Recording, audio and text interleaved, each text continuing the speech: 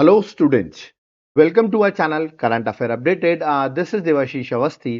जैसे कि पता है आज आपको संडे है और संडे के दिन हम पूरे वीक की करंट अफेयर्स को डिस्कस करते हैं। तो आज 28 अप्रैल से लेकर 27 अप्रैल तक की सारी करंट अफेयर्स में डिस्कस करूंगा एक सिंगल लेक्चर में, जो कि हमारे वीकली करंट अफेयर्स के टॉपिक के अंदर होगी। ओके, और ये सारे क्वेश्चन जो होने वाले हैं वो एमसीक्यू फॉर्मेट में होंगे।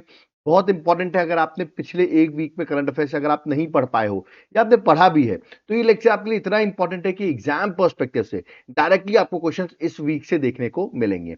इसे लेक्चर को एंड तक जरूर देखना, कुछ ऐसे क्वेश्चंस है जो मैंने एंड में ऐड कर रखे हैं। ओके, तो चलिए इस लेक्चर को स्टार्ट करते हैं। बट लेक्चर को स्टार्ट करने से पहले मैं आपसे रिक्वेस्ट करूंगा, वीडियो को लाइक जरूर करिए। बहुत मेहनत से हम आपके लिए लेक्चर्स बना के लाते हैं वीकली करंट अफेयर्स के। Okay, let's start. देखिए, स्टार्ट करने से पहले मैं आपको अपनी एक बुकलेट के बारे में बताना चाहता हूं। आपको पता है अप्रैल मंथ कंप्लीट हो गया है, तो जुलाई से लेके अप्रैल तक की सारी करंट अफेयर्स, करीबन 10 मंथ की करंट अफेयर्स मैं आपको एक बुकलेट के फॉर्म में प्रोवाइड करना चाहता हूं। उसमें एमसीक्यूज रहेंगे, करंट अफेयर्स के पूरे 10 मंथ्स के एमसीक्यूज रहेंगे। करीबन 1800 एमसीक्यूज आपको देखने को मिलेंगे। जिन एमसीक्यूज में आपको याद रखना है, डिस्क्रिप्शन भी है और इमेजेस भी बनी हुई है, तो इजिली आप इनको गो थ्रू कर सकते हैं और एक भी क्वेश्चन आपका एग्जाम में इससे बाहर नहीं आएगा। तो आपको ये बुकलेट को जरूर लेना है, एग्जाम पर्सपेक्टिव से बहुत इंपॉर्टेंट है। रिवीजन में भी आपको बहुत ज्यादा हेल्प करेगी। ये बुकलेट मिल कैसे सकती है? नीचे आपको मेरा व्हाट्सएप नंबर दिख रहा है, इस पर आप व्हाट्सएप कर दीजिए, हम आपको डिटेल्स प्रोवाइड कर देंगे। या तो आप मेरे एप्लीकेशन देवाशीष क्लासेस इसको डाउनलोड कर लीजिए। एप्लीकेशन का नाम है, लिंक मैंने डिस्क्रिप्शन बॉक्स में दे रखी है। वहां पर आपको ये कोर्स मिलेगा, करंट अफेयर्स का कोर्स। ओके, इसको आपको बाय कर लेना है तुरंत जाकर, क्योंकि जो मैंने अभी आपको नोट्स बताए वो तो मिलेंगे ही, प्लस आपको नोट्स की क्लासेस भी मिल जाएंगी। और अभी 40% का हमारा ऑफ चल रहा है, तो 40% कूपन भी आप लगा सकते हैं, तो 40% आपको ऑफ भी देखने को मिल जाएगा। ओके, और एक बार जाकर इस कोर्स का कंटेंट चेक कर लीजिए, आप खुद ही इस कोर्स को बाय कर लेंगे। ओके, और आपको कोर्स नहीं चाहिए, सिर्फ पीडीएफ चाहिए, तो इस नंबर पर व्हाट्सएप करके आप पीडीएफ को बाय कर सकते हैं। ओके, तो चलिए आज के लेक्चर को स्टार्ट करते हैं और देखते हैं वीकली करंट अफेयर्स में क्या क्या क्वेश्चन एग्जाम के लिए इंपॉर्टेंट है। Let's start. सबसे पहला क्वेश्चन और सबसे इंपॉर्टेंट क्वेश्चन है, which protected area of Odisha has been declared as 107th national park of India? अभी मैं बता दूं, इंडिया में टोटल 106 नेशनल पार्क है, बट अभी रिसेंटली अप्रैल में 107th नेशनल पार्क जो है वो बन गया है। तो मैंने पूछा कौन सा 107th नेशनल पार्क बना है, हिंट दे दिया मैंने आपको, उड़ीसा का वो नेशनल पार्क है जो कि अभी नेशनल पार्क डिक्लेयर हुआ है। ठीक है, ऑप्शंस आपके सामने दिए गए हैं, आपको इनमें से करेक्ट आंसर बताना है कि इंडिया का 107th नेशनल पार्क कौन सा है। तो उड़ीसा का मैंने हिंट दे दिया है, correct answer option number C, Similipal national park. याद रखिएगा, ये इंडिया का 107th नेशनल पार्क हो गया है, तो correct answer option number C है। ठीक है, और सिमलीपाल नेशनल पार्क है। देखिए, अब ओडिशा में अब 2 नेशनल पार्क हो गए हैं। ठीक है, पहले एक ही थे, अब 2 हो गए हैं। एक तो भितरकनिका नेशनल पार्क हो गया है, और ये जो सेकंड बना है that is Similipal national park. Okay, इसको ऐड करने के बाद इंडिया के 107 नेशनल पार्क हो गए हैं। ठीक है, तो अभी ओडिशा गवर्नमेंट ने ही अनाउंस किया है अप्रैल 2025 में, याद रखिएगा अप्रैल 2025 में अब इंडिया के 107 नेशनल पार्क्स हैं। ठीक है, आप मुझे कमेंट बॉक्स में बताइए, ओडिशा स्टेट के गवर्नर और ओडिशा स्टेट के सीएम दोनों का ही नाम क्या है, ये आप मुझे कमेंट बॉक्स में मेंशन करके बताइए। ओके, चलिए नेक्स्ट क्वेश्चन में आते हैं। Question number second, INS Surat which has been seen in news, अभी न्यूज में आ गया है, which belongs to which class of stealth guided missile destroyer? किस क्लास को स्टेल्थ गाइडेड मिसाइल डिस्ट्रॉयर है आईएनएस सूरत? ओके, जो अभी न्यूज में है ना।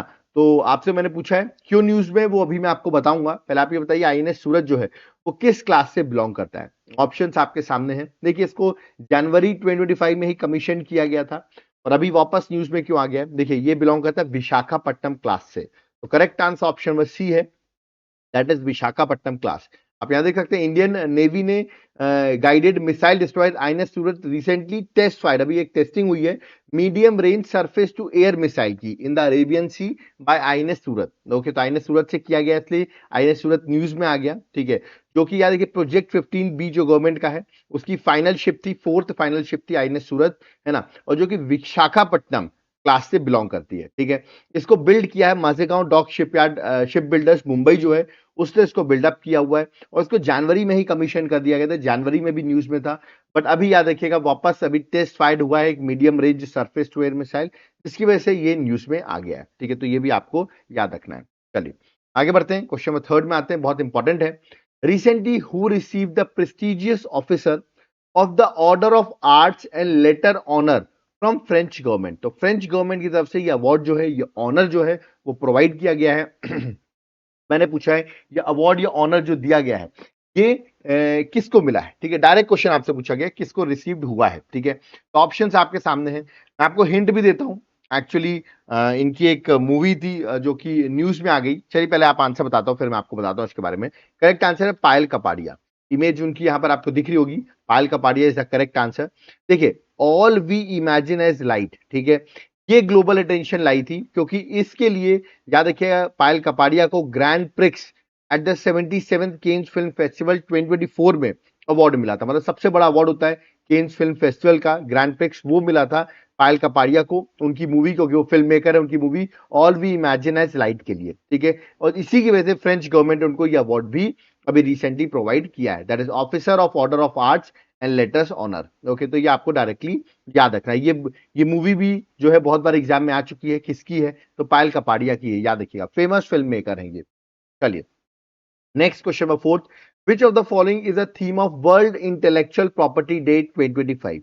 मैं आपको बता दूं वर्ल्ड इंटेलेक्चुअल प्रॉपर्टी डे जो है वो 26 अप्रैल को सेलिब्रेट किया जाता है, ठीक है।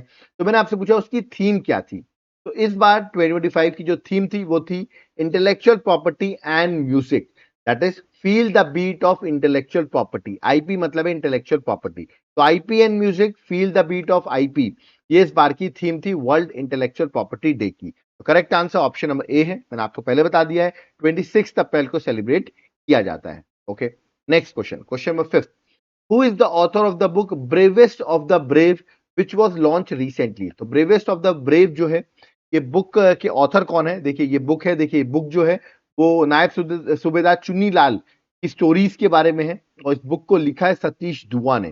करेक्ट आंसर ऑप्शन ए है सतीश दुआ जो है, याद रखिएगा रिटायर्ड लेफ्टिनेंट जनरल है सतीश दुआ, उन्होंने नायब सूबेदार चुन्नी लाल की स्टोरीज पर ये बुक जो है वो लिखी है, अभी रिसेंटली रिलीज हुई है, bravest of the brave.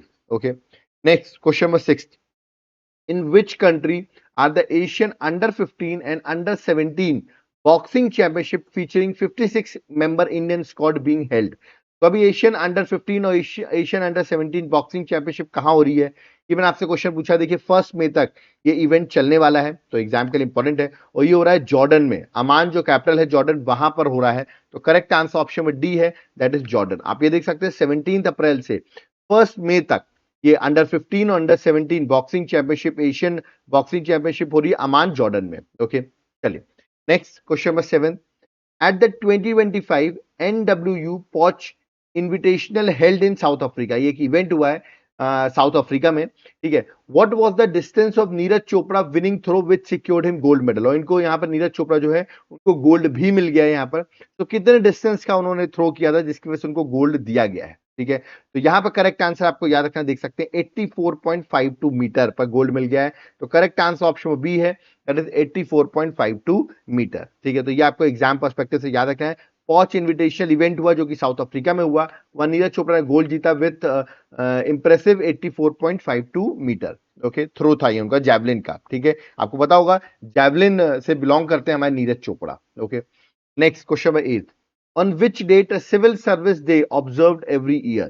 Civil service day जो है वो हर साल सेलिब्रेट किया था, मैंने पूछा किस ईयर में, एवरी ईयर सेलिब्रेट किया था, किस डेट में सिविल सर्विस डे हम सेलिब्रेट करते हैं। ओके, तो इसका correct answer that is 21 April.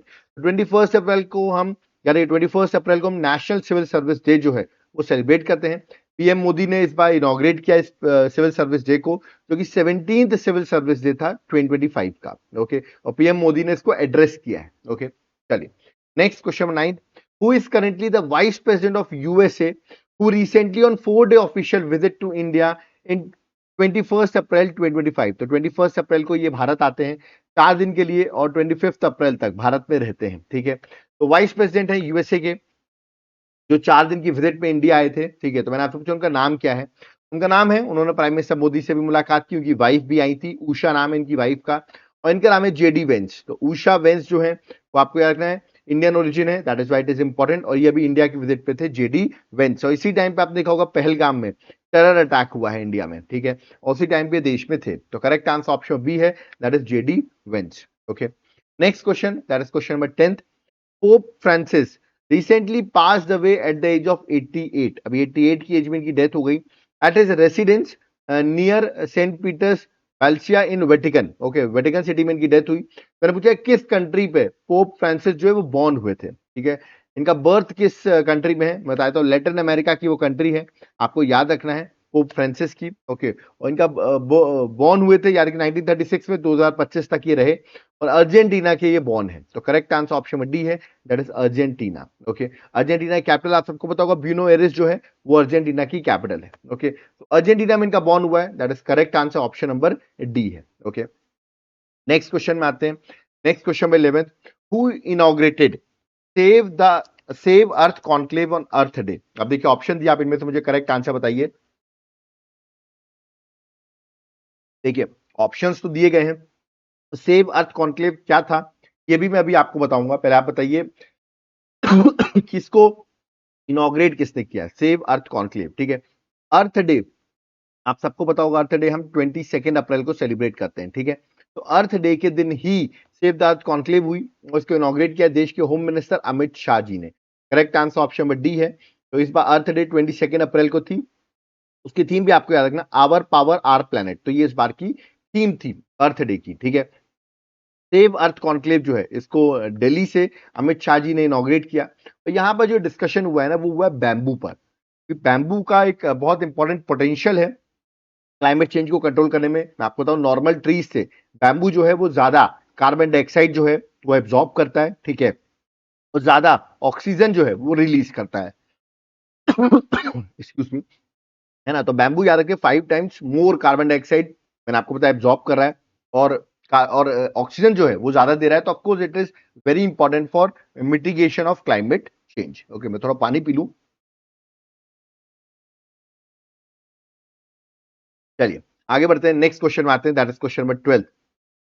India took part in ZTEX Africa 2025, the largest tech and startup event in Africa. The event was held in, तो ये इवेंट अफ्रीका में कहाँ हुआ? अफ्रीका तो एक कॉन्टिनेंट है, तो अफ्रीका की किस कंट्री में इवेंट हुआ है जो कि एक लार्जेस्ट टेक और स्टार्टअप इवेंट था अफ्रीका में, और इंडिया ने भी पार्टिसिपेट किया है। और करेक्ट आंसर ऑप्शन नंबर ए मोरक्को। याद रखिए 14 से 16 अप्रैल के बीच में ये हुआ है, मार्किश जो कि मोरक्को की सिटी है वहां पर ये हेल्ड हुआ है। तो करेक्ट आंसर ऑप्शन ए है, that is Morocco. Okay, next question, question number 13। Where is a multinational air combat exercise Desert Flag 10 being held from 21st April to 8th May 2025? और India ने भी, याद रखिएगा multinational है, बहुत सारी countries participate करी है, इंडिया ने भी पार्टिसिपेट किया है डेजर्ट फ्लैग 10 एक्सरसाइज में। मैंने पूछा ये मल्टीनेशनल एयर एक्सरसाइज जो है वो कहां पे हेल्ड हुई है, ऑप्शंस आपके सामने है। ये हुई है यूएई में, यूएई के अल दफरा एयरबेस में ये एक्सरसाइज कंडक्ट हुई है। तो करेक्ट आंसर ऑप्शन में ए है, 8 मई तक ये एक्सरसाइज चलेगी, ठीक है। और अभी मैंने आपको बताया इंडियन एयरफोर्स ने भी इस एक्सरसाइज में पार्टिसिपेशन किया है। ओके, 21 अप्रैल से 8 मई तक ये एक्सरसाइज चलेगी। चलिए नेक्स्ट क्वेश्चन में आते हैं, दैट इज क्वेश्चन नंबर, एक सेकंड रुकिएगा, हाँ नेक्स्ट क्वेश्चन में, that is question number 14। Which international city has officially declared 14th April as a B R Ambedkar day. तो बी आर अम्बेडकर डे किस इंटरनेशनल सिटी ने ऑफिशियली डिक्लेयर किया है? अप्रैल 14 को बी आर अम्बेडकर डे के नाम से सेलिब्रेट करेंगे। तो वहां के मेयर, न्यूयॉर्क के जो मेयर है उन्होंने डिक्लेयर किया है। तो करेक्ट आंसर ऑप्शन बी है, दैट इज न्यूयॉर्क। आप यहां देख सकते हैं वहां के मेयर एडम्स जो है उन्होंने ऑफिशियली प्रोक्लेम किया है 14 अप्रैल को अम्बेडकर डे जो है वो न्यूयॉर्क में सेलिब्रेट किया जाएगा, ठीक है। आपको भी पता होगा 14 अप्रैल को बी आर अम्बेडकर की अम्बेडकर जयंती थी, मतलब उनकी बर्थ एनिवर्सरी थी, ठीक है, 14 अप्रैल को। चलिए next question number 15। Who has been appointed as chairperson of 23rd law commission of India. तो 23rd law commission of India के चेयरपर्सन कौन अपॉइंट हुए? बहुत इंपॉर्टेंट क्वेश्चन है, डायरेक्टली पूछा जाएगा। तो करेक्ट आंसर है जस्टिस दिनेश महेश्वरी। तो यार रखिए फॉर्मर सुप्रीम कोर्ट के जज हैं दिनेश महेश्वरी, जो कि लॉ कमीशन ऑफ इंडिया जो 23rd लॉ कमीशन है उसके चेयरपर्सन अपॉइंट हुए हैं। तो correct answer option number A है, ठीक है। Next question, question number 16। Which state is a home to India's first prototype fast breeder reactor? ठीक है, तो कौन सा स्टेट है जो इंडिया का fast prototype fast breeder reactor का होम है एक तरीके से, ठीक है। और इसका correct answer that is option number B, Tamil Nadu, ठीक है। तमिलनाडु में आप देखेंगे तो कलपक्कम जो आपका न्यूक्लियर पावर प्लांट है वहीं पर ये इंडिया का पहला प्रोटोटाइप फास्ट ब्रीडर रिएक्टर जो है वो डेवलप किया जा रहा है। तो करेक्ट आंसर ऑप्शन बी है, दैट इज तमिलनाडु। और इसमें देखिए अदर न्यूक्लियर रिएक्टर्स इसमें क्या, ट्रेडिशनल न्यूक्लियर रिएक्टर से क्या डिफरेंस है तो बता दूं मैं आपको। ये फास्ट न्यूरॉन्स को यूज करता है फॉर एनर्जी जनरेशन, और यहाँ पर लिक्विड सॉलिड सोडियम जो है वो यूज होता है instead of water as coolant. ये तो एक डिफरेंस हो गया। दूसरा, ये plutonium and uranium based mixed oxide fuel को यूज करता है, जिससे कि एफिशिएंसी पावर जनरेशन में ज्यादा बेटर आती है। तो ये जो है अब हम कमीशन करने वाले हैं न्यूज में, क्योंकि सितंबर 2026 में इसको हम कमीशन करेंगे, इंडिया का first prototype fast breeder reactor, जो कि आपको याद रखना है कल पक्का मैंने अभी आप सॉरी कल पक्का नहीं है, I have to check it out, एक बार आप चेक कर लेना, ठीक है, कि ये तमिलनाडु के किस न्यूक्लियर पावर प्रोजेक्ट में इसको बनाया जा रहा है, इंडिया का first prototype. Let me check, आपको चेक करना पड़ेगा एक बार, ठीक है। मैंने हिंट तो दे दिया तमिलनाडु में ही है, ठीक है, क्योंकि तमिलनाडु में कुंदमकुलम है, ठीक है। तो एक बार हमको चेक करना पड़ेगा किस जगह पर इंडिया का पहला प्रोटोटाइप फास्ट ब्रीडर रिएक्टर बना रहे हैं। मैं आपको कमेंट बॉक्स में पिन कर दूंगा वो कमेंट, आप एक बार चेक कर लेना, ठीक है। वैसे मैंने आपको बता दिया कुंदाकुलम, शायद कुंदाकुलम है, एक बार चेक करना पड़ेगा बट इसको, ठीक है। आप हो सके तो चेक करके कमेंट बॉक्स में जरूर मेंशन करिए। Okay, next question number 17। Recently, who has been honored as Wisden leading cricketer of 2024 for their standout performance across format? तो across format की वजह से Wisden leading cricketers बने हैं, मेल और फीमेल दोनों में। आपको बताता हूँ करेक्ट आंसर जसप्रीत बुमराह और स्मृति मंदाना। तो correct answer option number A है, ये आपको एग्जाम पर्सपेक्टिव से याद रखना है, ठीक है। तो ए जो है that is a correct answer. Okay, चलिए आगे बढ़ते हैं। Next question number 18। Who inaugurated गारिया बोशो बोरोन उत्सव 2025? देखिए ये उत्सव जो है बहुत इंपॉर्टेंट उत्सव है, और ये उत्सव सेलिब्रेट किया था त्रिपुरा में। कहाँ सेलिब्रेट किया था? त्रिपुरा में। तो त्रिपुरा के जो सीएम है वही आप यहाँ पर देख रहे होंगे, इस उत्सव को इनॉग्रेट कर रहे हैं। उनका नाम है Manik Saha. Correct answer option B है, मनिक साहा ने इनॉग्रेट किया है गारिया बोशो बोरोन उत्सव, ठीक है। और अगरतला त्रिपुरा से इसको इनॉग्रेट किया। एक ट्रेडिशनल फेस्टिवल है जो कि सेलिब्रेट करता है कल्चर और ट्राइबल हेरिटेज जो त्रिपुरा की है, उसको सेलिब्रेट किया जाता है। ओके, आप मुझे कमेंट बॉक्स बताइए त्रिपुरा के गवर्नर कौन है? Who is the governor of Tripura? ये आप मुझे कमेंट बॉक्स में मेंशन करके बताएंगे। Next question number 13। Where is IAF Surya Kiran aerobatic air show being held? तो ये कहाँ हुआ एयर शो? क्या देखिएगा, ये एयर शो जो कंडक्ट किया गया, ये किया गया बिहार में। बिहार में पटना में हुआ है। तो करेक्ट आंसर ऑप्शन सी है, that is Patna. Okay, directly exam के लिए क्वेश्चन इंपॉर्टेंट है। Next, question number 20th. Which Saudi city did PM Modi visit in April 2025, marking the first visit by Indian Prime Minister in 4 decades? देखिए ये किस city में गए? Generally आप देखेंगे जब भी यूएई जाते हैं, सऊदी अरेबिया जाते हैं, तो लोग रियाद जाते हैं, ठीक है।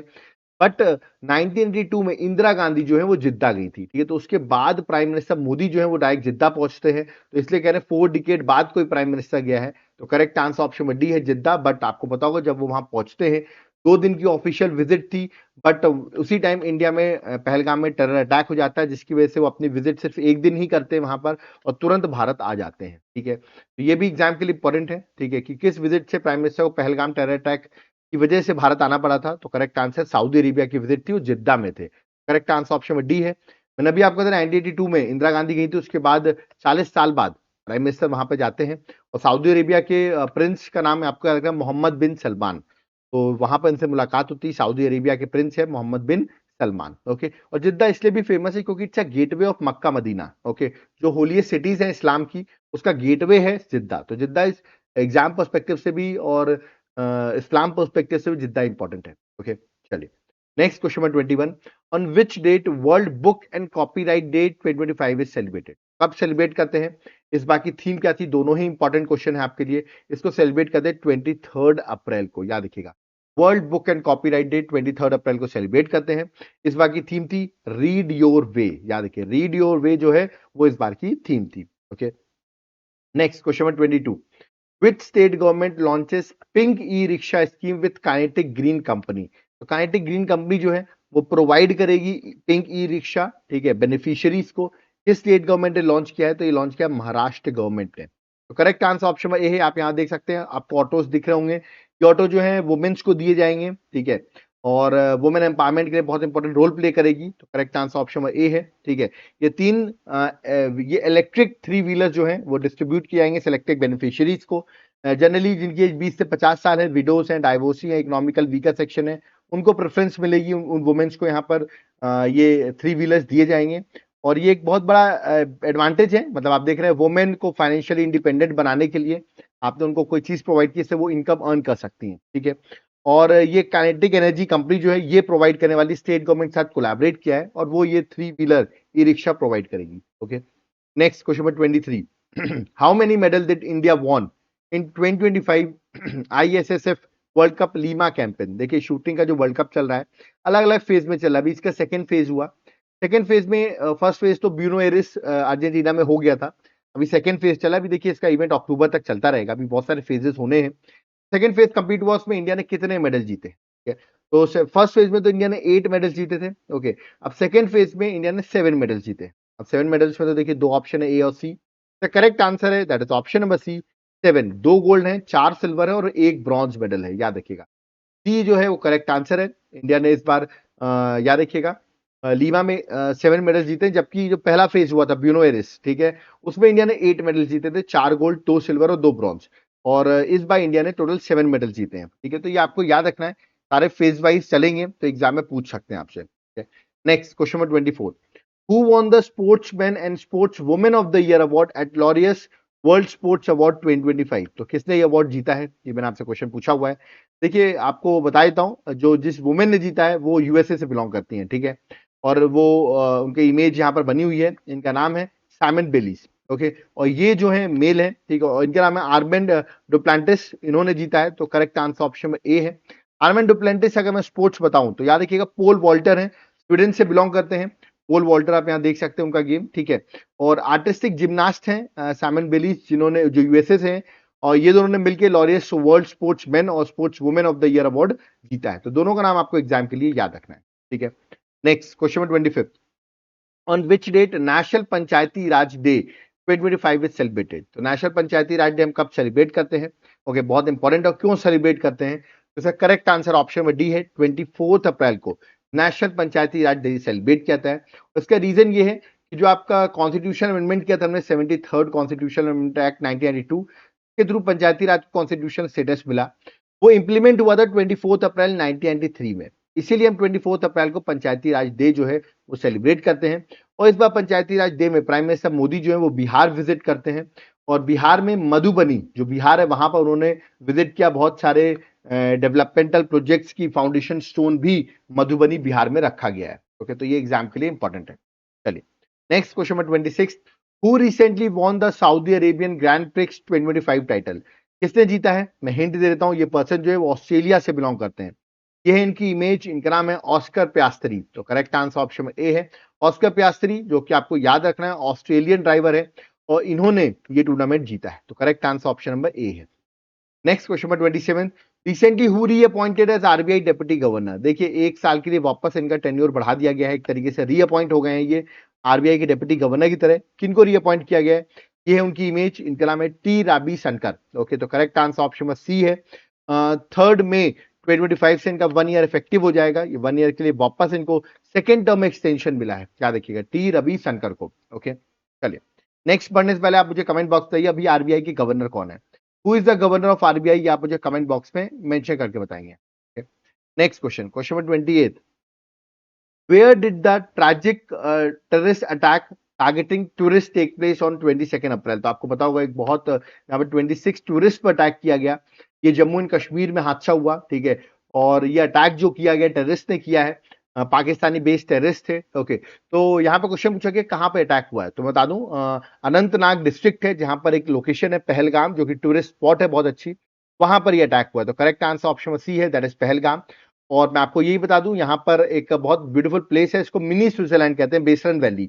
ओके, तो बेसरन वैली में ही अटैक हुआ है। ठीक है, तो करेक्ट आंसर बेसरन वैली है स्पेसिफिकली अगर मैं आपको बोलूं तो। ठीक है, तो पहलगाम में ये अटैक हुआ जिसमें 26 सिविलियन की डेथ हो गई। ठीक है, चलिए आगे बढ़ते हैं। Next question number 29, recently Indian largest international cruise terminal has been launched in which city? तो इंटरनेशनल क्रूज टर्मिनल जो है इंडिया का लार्जेस्ट किस सिटी में लॉन्च किया गया है? ऑप्शंस आपके सामने हैं। इसको लॉन्च किया गया मुंबई में। करेक्ट आंसर ऑप्शन में बी है, दैट इज मुंबई। ओके, और इसको फ्लैग किया है, याद रखिएगा, हमारे union minister of port shipping and waterways Sarbananda Sonowal ने। आपको इंडिया का लार्जेस्ट इंटरनेशनल क्रूज टर्मिनल जो है मुंबई में कमेंस्ड हुआ, वहां पर रिसेंटली एक क्रूज शिप को भी फ्लैग किया है हमारे port shipping minister Sarbananda Sonowal ने। ओके, चलिए next question number 38, recently who won the Pune international chess federation women grand prix 2025? तो ये इवेंट किसने जीता है? चेस का टूर्नामेंट है, किसने जीता है? ये है उनकी इमेज, इनका नाम है, याद रखिए, कुनेरू हम्पी। तो करेक्ट आंसर ऑप्शन में सी है, पुनेरू हम्पी ने टूर्नामेंट को जीता है। यहाँ पे उन्होंने बुल्गेरियन नुरगुल जो है उसको फाइनल में हराया है। ठीक है, next question number 31। In dramatic escalation of diplomatic and military tension, Pakistan has suspended Shimla agreement. Pakistan ने शिमला एग्रीमेंट जो था उसको सस्पेंड कर दिया है। मैंने पूछा when was this agreement was signed. देखिए ये एग्रीमेंट में आपको बता दूं प्राइम मिनिस्टर इंदिरा गांधी और जुल्फिकार अली भुट्टो जो पाकिस्तान के प्रेसिडेंट थे उनके बीच में साइन किया गया था। ठीक है, जब इंडिया ने पाकिस्तान को वॉर हराया था 1971 में और बांग्लादेश बना था। ठीक है, तो ये एग्रीमेंट जो है वो 1972 में साइन हुआ था, याद रखिएगा। ठीक है, तो 1972 correct answer option number C है, दैट इज 1972 में ये एग्रीमेंट साइन किया गया है। ओके, सी जो है that is 1972 is the correct answer. ठीक है, चलिए, और ये क्यों किया उन्होंने? ऑफ कोर्स क्योंकि इंडिया ने, आपको पता होगा, बहुत से एक्शंस लिए because of this attack. India ने इंडस वाटर ट्रीटी को सस्पेंड कर दिया है, डिप्लोमेटिक टाइज को डाउनग्रेड किया है। ठीक है, जिसकी वजह से 26 सिविलियंस की डेथ हुई है। तो उसी पर उन्होंने भी कुछ एक्शन लिए, जैसे उन्होंने शिमला एग्रीमेंट को सस्पेंड कर दिया, उन्होंने वाघा बॉर्डर क्लोज कर दिया, हमने अटारी बॉर्डर को क्लोज कर दिया था, ऑल ट्रेड बैन कर दिया, उन्होंने इंडियन एयरलाइन की जो एयर स्पेस है उसको भी बैन कर दिया है। ठीक है, तो ये कुछ एक्शन है उन्होंने लिया। वो लोग सोच रहे हैं एयरलाइन को बैन करके उनको फायदा है। देखिए, इंडिया को एयरलाइन अगर आपने बैन कर दिया तो जो एयरलाइन पाकिस्तान के ऊपर से निकलती थी उसके बदले में पाकिस्तान को पैसा मिलता था। ठीक है, अब वो पैसा भी पाकिस्तान को नहीं मिलेगा, उन्होंने क्योंकि बैन कर दिया तब वो सी रूट से इंडिया आ रही है। ठीक है, और लेकिन डिसएडवांटेज क्या है कि पाकिस्तान को जो मनी मिलता था एयर फ्लाइट जो ऊपर से जाती थी उसका भी एक पाकिस्तान को डिसएडवांटेज मिलेगा। पाकिस्तान वैसे ही आपको पता है पुअरली इकोनॉमी कंट्री है, वहां पे कोई पैसे की कितनी दिक्कतें हैं, और ये जो थोड़ा बहुत पैसा आ रहा था वो भी अब उन्होंने खुद ही अपने पैर में, आप कह सकते हैं, उन्होंने खुद ही तलवार मार ली है। ठीक है, चलिए आगे बढ़ते हैं, नेक्स्ट क्वेश्चन में आते हैं, क्वेश्चन नंबर 32। क्लॉस स्क्वाबब, याद रखिए, क्लॉस स्क्वाबब जो है रिसेंटली इन्होंने रिजाइन कर दिया है the chairman of which international organisation after 5 decades. 5 decades के बाद उन्होंने रिजाइन किया है। मैं आपको बता दूं ये पर्सन जो है वो the founder also of that organisation, और ये ऑर्गेनाइजेशन 1971 में फॉर्म हुई थी, नाम है वर्ल्ड इकोनॉमिक फोरम। आपने देखा होगा डावोस समिट होती रहती है, ठीक है, वर्ल्ड इकोनॉमिक फोरम कराती है। वर्ल्ड इकोनॉमिक फोरम के चेयरमैन थे, इन्होंने अब रिजाइन कर दिया है। तो करेक्ट आंसर ऑप्शन में बी है, वर्ल्ड इकोनॉमिक फोरम, जिसका हेडक्वार्टर स्विट्जरलैंड में है। ठीक है, चलिए नेक्स्ट क्वेश्चन में आते हैं, question 33। Who has been elected as president of international centre of films for children and young people for 2025-2027 term? तो कौन इलेक्ट हुए हैं एज अ प्रेसिडेंट? मैं इमेज आपको दिखा देता हूं। ये है जो प्रेसिडेंट इलेक्ट हुए, फिल्म मेकर है, नाम है जितेंद्र मिश्रा। तो ए जो है करेक्ट आंसर, जितेंद्र मिश्रा जो है इंडियन फिल्म मेकर है, जो कि आपको याद रखना प्रेसिडेंट बने हैं international centre of films for children and young people के लिए 2025-2027 का टर्म जो है इनको मिलेगा। और ये जो है दैट इज, मैंने बताया आपको ना, centre for international centre of films for children and young people, ये यूनेस्को बैक्ड ऑर्गेनाइजेशन है जिसका हेडक्वार्टर एथेंस ग्रीस में है। ठीक है, और इसका काम क्या है? ठीक, इसका काम है कि commitment to the transformative power of cinema in shaping young minds, किस तरह सिनेमा का यंग माइंड्स में रोल प्ले हो, उसका ये मेन ऑब्जेक्टिव रहता है, दैट इज CIFEZ का, जे का। ओके, चलिए next question number 34। Which university has secured top spot for Indian universities in the Times Higher Education Asia Ranking 2025? तो किसने टॉप रैंक हासिल की है इंडियन यूनिवर्सिटीज के पर्सपेक्टिव में? ओवरऑल तो इंडिया नहीं है टॉप पे ओवरऑल चाइना की यूनिवर्सिटी है 1 और 2 दोनों में। ठीक है, देख सकते हैं, बट इंडिया के साइड से जो टॉप किया है वो किया है इंडियन इंस्टीट्यूट ऑफ साइंस ने, जो कि बेंगलुरु कर्नाटका में है। इसकी ओवरऑल रैंकिंग आएगी 38। ठीक है, बट इंडिया की साइड से सबसे ऊपर यही है। तो करेक्ट आंसर ऑप्शन डी है, Indian institute of science Bengaluru Karnataka में है। ओवरऑल रैंकिंग 38 है, और 1 और 2 में आप देख सकते हैं शिंगवा यूनिवर्सिटी और पिकिंग यूनिवर्सिटी, ये टॉप 2 यूनिवर्सिटी यहाँ पे आप देख सकते हैं 1 और 2 में, दोनों ही चाइना की हैं। ओके, चलिए, मतलब टॉप 10 में तो इंडिया की कोई यूनिवर्सिटी नहीं है, इंडिया की टॉप जो है वो 38 रैंक से स्टार्ट है। Next question, question number 35। Recently India first quantum computing village is setup in which state? तो किस स्टेट में इसको सेटअप किया गया फर्स्ट क्वांटम कंप्यूटिंग विलेज? और ये सेटअप किया गया अमरावती आंध्र प्रदेश में। करेक्ट आंसर ऑप्शन में ए है, दैट इज अमरावती आंध्र प्रदेश में ये सेटअप किया जा रहा है। ठीक है, आंध्र प्रदेश के सीएम आपको पता होगा चंद्रबाबू नायडू हैं। ठीक है, यहाँ उनकी इमेज यहाँ पर बनी हुई है। ठीक है, आंध्र प्रदेश के गवर्नर कौन है? Who is the governor of Andhra Pradesh? Comment box में आप मुझे बताइए गवर्नर ऑफ आंध्र प्रदेश कौन है। Okay, next question number 36। What is the goal of National Zero Measles Rubella Elimination Campaign 2025-2026? तो नेशनल जीरो मिजल्स रुबेला का एलिमिनेशन कैंपेन जो है, इसका गोल क्या है, ये मैंने आपसे पूछा है। देखिए, इसको अभी रिसेंटली JP नड्डा जी जो है उन्होंने दिल्ली से इस प्रोग्राम को लॉन्च किया है। इसका एजेंडा है to achieve 100% immunisation and eliminate both diseases, that is measles and rubella, by 2026। तो टारगेट जो है वो 2026 तक का टारगेट रखा गया है, ठीक है। आप देख सकते हैं इसको, हमारे जेपी नड्डा जी जो है न्यू दिल्ली से, जो हेल्थ मिनिस्टर है, उन्होंने इसको लॉन्च किया। Okay, next question, question number 37, what is the theme of world malaria day 2025? मैं आपको बता दूं, वर्ल्ड मलेरिया डे हम 25 अप्रैल को सेलिब्रेट करते हैं। मैंने आपसे पूछा उसकी थीम क्या थी, तो उसकी थीम थी मलेरिया एंड्स विथ अस, री इन्वेस्ट, री इमेजिन, री इग्नाइट। वो याद रखिएगा, इस बार की थीम थी, तो आपको थीम भी याद रखना है। Okay, next question, that is question number 38, world immunisation week is observe globally from 24 April to 30 April each year to raise the awareness about the importance of vaccination in preventing deadly diseases. क्योंकि diseases आने से पहले आपको vaccination होना बहुत जरूरी है, ठीक है। तो इसलिए वर्ल्ड इम्यूनाइजेशन वीक जो है 24 अप्रैल से 30 अप्रैल सेलिब्रेट करते हैं। मैंने पूछा इस बार वर्ल्ड इम्यूनाइजेशन वीक जो 2025 में सेलिब्रेट किया रहा है, उसकी थीम क्या है? तो बड़ा इंपॉर्टेंट हो जाता है, ऑप्शंस आपके सामने हैं। थीम जो है वो है immunisation for all is humanly possible.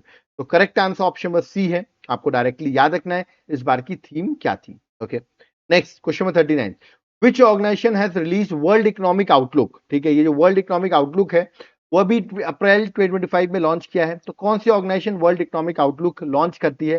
देखिए, बहुत इंपॉर्टेंट ये रिपोर्ट है वर्ल्ड इकोनॉमिक आउटलुक, तो इसको लॉन्च करता है आईएमएफ, याद रखिएगा, that is international monetary fund जो है वो इसको लॉन्च करता है। तो that is very important question, exam में डायरेक्टली पूछा जाता है वर्ल्ड इकोनॉमिक आउटलुक का। Okay, next question number 48, who has been conferred with prestigious Lata Deennath Mangeshkar Award on 24 अप्रैल 2025? तो किसको ये अवार्ड मिला है? देखिए, मैं बता दूं, ये अवार्ड जो है वो आरएसएस के जो चीफ है, ठीक है, मोहन भागवत, वो ये अवार्ड दे रहे हैं। और ये अवार्ड मिला है कुमार मंगलम बिरला को। तो करेक्ट आंसर ऑप्शन ए है, कुमार मंगलम बिरला को मिला है, जो कि चेयरमैन है, आदित्य बिरला ग्रुप के चेयरमैन है। ओके, उनको ये अवार्ड दिया गया है because of significant contribution to Indian economic development और लीडरशिप की वजह से उनको ये अवार्ड मुंबई में दिया गया। Okay, next question 41, which state government has launch the Resham Sakhi Yojana to economically empower rural women? तो रूरल वुमेन्स को एम्पावर करने के लिए रेशम सखी योजना जो है वो किस स्टेट गवर्नमेंट ने लॉन्च की है? देखिए, ऑप्शंस आपके सामने है, करेक्ट आंसर है उत्तर प्रदेश गवर्नमेंट ने लॉन्च की है। ये है क्या रेशम सखी योजना, वो मैं आपको बता देता हूं। देखिए, स्कीम के थ्रू इनकम अर्न कर सकती rural women through sericulture. Sericulture मतलब rearing of silk worms at homes. तो सिल्क वॉर्म को आप रेयर करके, याद रखिएगा, इनकम अर्न कर सकते हैं, रूरल वुमेन्स एम्पावर होंगी। और ये स्कीम जो बेनिफिट करेंगी करीबन 50,000 वुमेन्स को in next 5 years. Okay, next question, इसमें ट्रेनिंग वगैरह गवर्नमेंट सब प्रोवाइड करेगी। Okay, next question number 42, what major treaty did India suspend following the Pahalgam terror attack in April 2025? तो कौन सी ट्रीटी को इंडिया ने सस्पेंड किया? देखिए, पाकिस्तान ने तो शिमला एग्रीमेंट को सस्पेंड किया है, इंडिया ने सस्पेंड किया इंडस वाटर ट्रीटी। मतलब अब पानी के लिए पाकिस्तान तड़पेगा, ठीक है, क्योंकि इंडस वाटर ट्रीटी जो थी तो 1960 में साइन की गई थी बिटवीन इंडिया एंड पाकिस्तान, ठीक है, इंडिया एंड पाकिस्तान के बीच में साइन की गई थी, और जिसको कराने में रोल प्ले किया था वर्ल्ड बैंक ने, ठीक है। तो इंडिया और पाकिस्तान के बीच की ट्रीटी जो थी उसको इंडिया ने सस्पेंड कर दिया because of this Pahalgam terror attack. Okay, जिसमें 26 सिविलियंस की डेथ हुई है। और इस ट्रीटी को 1960 में, मैंने अभी आपको बताया, 19 सितंबर 1960 में साइन किया गया था। ओके, वर्ल्ड बैंक मीडिएटर था। इसमें जो 6 रिवर्स हैं, 3 रिवर्स जिसको वेस्टर्न रिवर्स कहते हैं, इंदस, झेलम, चेनाब, इसका फुल राइट पाकिस्तान को मिला था, और इंडिया को मिला था रवि, व्यास, सतलज का राइट जो है वो इंडिया को मिला था, ठीक है। इनको ईस्टर्न रिवर्स कहते हैं। ओवरऑल देखा है तो 80% पानी जो है वो पाकिस्तान को मिलता था, 20% वाटर जो है वो इंडिया को मिलता था, ठीक है। इंडिया अपर रिपेरियन स्टेट है, पाकिस्तान लोअर रिपेरियन स्टेट है, ठीक है, क्योंकि पहले पानी इंडिया से होते हुए पाकिस्तान जा रहा है, ठीक है। अब इसको सस्पेंड कर दिया पाकिस्तान के लिए, पाकिस्तान वाटर के लिए बहुत परेशान रहेगा, है ना, क्योंकि पानी से पूरी इकोनॉमी उनकी चलती है, और वो बहुत परेशान भी हो गए हैं, क्योंकि अगर इंडिया ने पानी को डाइवर्ट किया, ओके, पानी को रोका, तो आप ये मान चलिए उनके अब वैसे ही इतने क्राइसिस हैं और इकोनॉमिक क्राइसिस आ जाएंगे। Okay, next question number 43, who is considered as architect of new education policy 2020? देखिए, जो आर्किटेक्ट थे न्यू एजुकेशन पॉलिसी के, उनकी डेथ हो गई है, और ऑबिटरीज के लिए वो बहुत इंपॉर्टेंट क्वेश्चन हो जाता है कि किसकी अभी डेथ हुई है। मैं बता दूं, he was a former ISRO chairman also. Image में आपको दिखा देता हूं, ये हैं डॉक्टर के कस्तूरी रंजन, याद है, कस्तूरी रंजन जो है, इनकी डेथ हो गई है। He was a former ISRO chairman as well as architect of new education policy. Okay, तो ड्राफ्टिंग कमेटी जो थी उसके चेयरमैन थे कस्तूरी रंजन, याद है कि न्यू एजुकेशन पॉलिसी के, इसलिए इंपॉर्टेंट क्वेश्चन है। अभी एट द एज ऑफ 84 इनकी डेथ हो गई है। Okay, next question number 44, who inaugurated the 6th edition of India steel 2025 being held in Mumbai, Maharashtra? तो ये इंडिया स्टील में बता दूं 27 अप्रैल तक इंडिया स्टील का ये जो एडिशन है वो चल रहा है, ठीक है, आज तक है। और इसको इनॉग्रेट किसने किया? देखिए वर्चुअली इसको देश के प्रधानमंत्री नरेंद्र मोदी जी ने लॉन्च किया 27 आई थिंक 26 अप्रैल तक ही था, कल तक ही था। करेक्ट आंसर ऑप्शन सी है नरेंद्र मोदी। आप यहाँ देख सकते हैं ये 6th edition of India steel जो है वो 24 अप्रैल से लेकर 26 अप्रैल तक चला, जो कि मुंबई में हुआ। उसको वर्चुअली प्राइम मिनिस्टर मोदी ने 24 अप्रैल को इनॉग्रेट किया है, ठीक है। और इसकी थीम थी driving capacity, sorry, shaping the future of steel. याद रखिए इस बार की थीम थी इंडिया स्टील 2025 की। Okay, next question, question number 45। Recently, in which state or union territory the second Asian Yogasan Championship is being held? ये जो योगासन championship है ना, ये 27 अप्रैल तक चल रही है, ठीक है, आज ही कंप्लीट हो रही है सेकेंड एशियन योगासन चैंपियनशिप, और ये हो रही है न्यू दिल्ली में। करेक्ट आंसर ऑप्शन ए है, दैट इज न्यू दिल्ली। आप देख सकते हैं इवेंट जो है 25 अप्रैल से लेके स्टार्ट हुआ है और 27 अप्रैल तक ये चलेगा, याद रखिए 25 से 27। ओके, और न्यू दिल्ली में ये ऑर्गेनाइज किया जा रहा है, बहुत सारी कंट्रीज से एथलीट्स यहाँ पर पार्टिसिपेट कर रहे हैं। ओके, तो ये थे आज के 45 क्वेश्चंस। आप देखोगे इंपॉर्टेंट क्वेश्चंस हैं जो मैंने सारे कवर कराए हैं, ठीक है। अब आप सोचोगे सर करंट अफेयर्स के तो क्वेश्चंस आपने करा दिए हमको, ठीक है, तो लेकिन हमारे एग्जाम में polity, history, geography, economics, current affair सबके क्वेश्चंस आते हैं, उसका क्या करें? तो आपके लिए मैंने एक बुकलेट निकाली हुई है, देखिए, subject wise MCQ series. Subject wise मतलब पॉलिटी, ज्योग्राफी, हिस्ट्री सब कवर करेंगे। जैसे कि देखिए मैंने सैंपल भी दिया हुआ है, जैसे पॉलिटी का सैंपल है, आर्टिकल एंड शेड्यूल्स। तो इस तरह देखिए हम आपको एमसीक्यूज देंगे, डिस्क्रिप्शन में पूरा आंसर का एक्सप्लेनेशन रहेगा। ऐसे करके मैं आपको हर सब्जेक्ट के पर सब्जेक्ट, याद रखिएगा, 1000 एमसीक्यूज दूंगा, मतलब हिस्ट्री के 1000, पॉलिटी के 1000, ऐसे एमसीक्यूज देख सकते हैं। प्रिंटेबल फॉर्मेट में बुकलेट रहेंगी, टॉपिक वाइज, सब्जेक्ट वाइज, मतलब प्रॉपर आपको सारे एमसीक्यूज मिल जाएंगे। ये देखिए हिस्ट्री का भी सैंपल दिया हुआ है, इस तरह के आपको मिल जाएंगे। तो एग्जाम में आपको पता होगा करंट अफेयर्स के साथ साथ सब्जेक्ट वाइज एमसीक्यूज भी आते हैं, तो इसकी बुकलेट आपको मिल जाएगी। कैसे मिलेगी? नीचे आपको मेरा व्हाट्सएप नंबर दिख रहा है, इस पर आप व्हाट्सएप कर दीजिए, हम आपको डिटेल्स प्रोवाइड कर देंगे। या तो आप मेरे एप्लीकेशन देवाशीष क्लासेस इसको डाउनलोड करो, ठीक है। एप्लीकेशन को अगर आप डाउनलोड करोगे, ठीक है, जिसका लिंक डिस्क्रिप्शन बॉक्स में, तो आपको वहां पर ये कोर्स मिलेगा। कहेंगे सर कॉम्बो ऑफर कोर्स ये क्या है? देखिए इसमें करंट अफेयर्स तो मिल जाएगी आपको सारी, ठीक है, इसके साथ साथ आपको स्टैटिक जीके भी डिस्क्रिप्टिव फॉर्मेट में दे देंगे। उसके बाद सब्जेक्ट वाइज 1000 एमसीक्यू पर सब्जेक्ट आपको ये भी प्रोवाइड कर देंगे, मतलब सब चीजें एक साथ, एग्जाम क्लियर, क्योंकि एवरीथिंग वुड बी गिवन, ठीक है। और इन सब के लेक्चर्स भी रहेंगे, इन सब के नोट्स भी रहेंगे।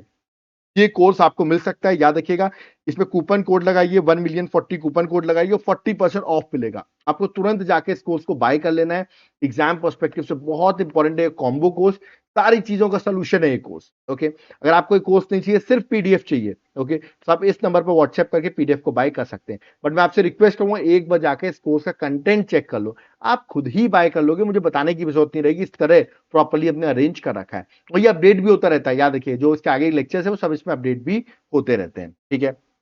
तो यहाँ पर मेरा लेक्चर कंप्लीट होता है, ठीक है। आई होप आपको लेक्चर पसंद आया होगा। वीडियो को लाइक जरूर करिए, चैनल को सब्सक्राइब करके रखिए, जिसमें आपको फर्दर हमारे लेक्चर्स की सारी डिटेल्स मिलती रहे, ओके। और वीडियो को हो सके तो अपने फ्रेंड्स के साथ शेयर करिए, टू द पॉइंट हम पढ़ाते हैं, इधर उधर का कोई टाइम वेस्ट नहीं होता है, टू द पॉइंट सिर्फ स्टडीज पे फोकस किया जाता है। तो एटलीस्ट आप इस बात पर इस वीडियो को शेयर कर सकते हैं और वीडियो को लाइक जरूर करिए। इसमें हम आपको वीकली करंट अफेयर्स जो हम कंटिन्यू रख रहे हैं, इसको आगे भी कंटिन्यू रखें।